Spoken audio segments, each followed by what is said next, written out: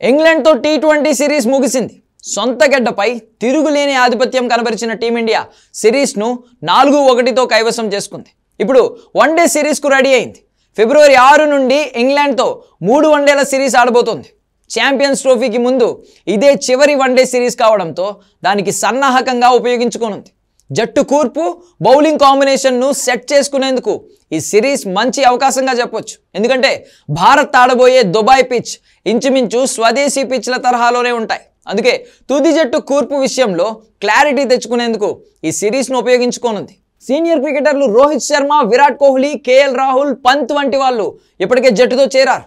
గతేడాది కాలంగా వీరి ఫామ్ పేలవంగా ఉంది. అందుకే మెగా టోర్నీకి ముందు ఫామ్ అందుకోవాలని రోహిత్, కోహ్లీ భావిస్తున్నారు. బీసీసీఐ సూచన మేరకు దేశవాళీ క్రికెట్ ఆడిన ఫామ్ అందుకోలేకపోయారు. ముఖ్యంగా కోహ్లీ తీవ్ర ఒత్తిడిలో కనిపిస్తున్నాడు. అటు రోహిత్ శర్మది సైతం ఇదే పరిస్థితి.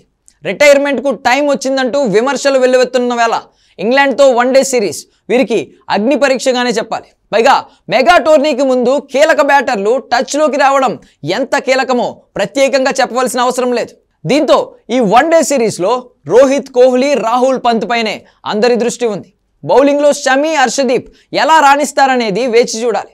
టీ20 సిరీస్లో షమీకి పెద్దగా అవకాశాలు రాలేదు.